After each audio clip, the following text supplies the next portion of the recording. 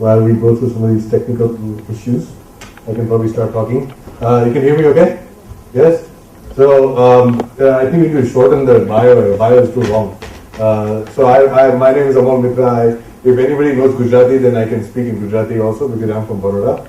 Anybody? Nobody? Sometimes at least there's one person who can speak Gujarati.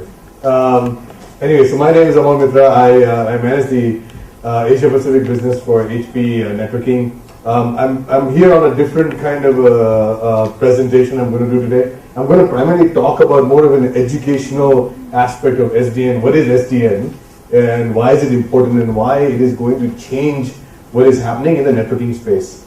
So good news is we're about 15 or 20 people, so we could have just done one small round table and we could have talked, but I'll try to make it more of a conversation rather than a presentation.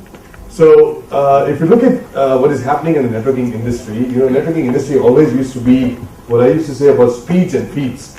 So whenever you have a problem, like your application is not running or your email is slow or your video conference is not running very well, you usually call the networking IT manager.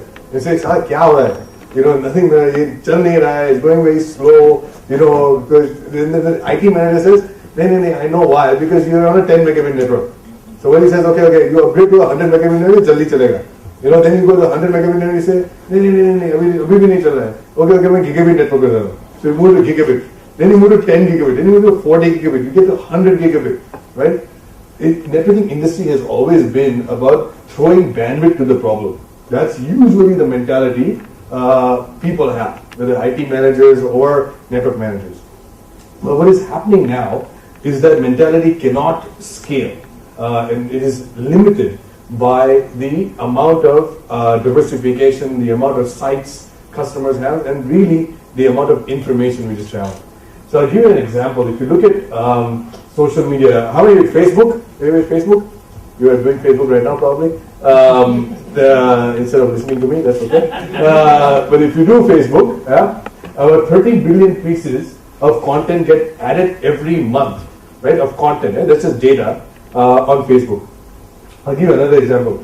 There's a company called Zynga. A company called Zynga. This is a gaming platform and online gaming. For those of you who are gamblers or casino people, then you can go to Zynga. And you go to Zynga and it's a gaming platform. It's not just for gambling. It's a playing medium. But if you look at the amount of traffic it generates, because it does what is called multiplayer games, right, around the world.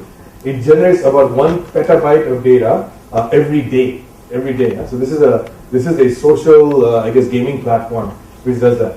I'll give you another example. There's a cosmetic company called Mary Kay in the US. It's also in India.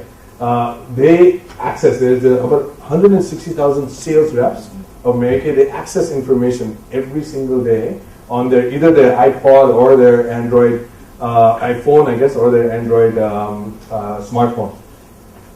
Just in China, right? There's 160,000 reps today from a statistics perspective. In China, they access that information. So overall, if you look at, the reason I show this slide is, I just want to make sure that you understand that the amount of data which is getting generated on the network is tripling, right, every quarter. So every 3 months the data is tripling. So it's a big issue from a networking perspective, because we are the plumbing which sits behind all these end devices which are accessing this information. So when you have an application or a game, as an example, which comes online, what do you need to do? The network needs to adopt to the application, right? Now I take an example, right? Let's say for one game, there are 10,000 rules which need to be defined on the network to program the network. This is an example, 100,000 provisions there. That means there's about 20 commands you need to apply to a network switch, right?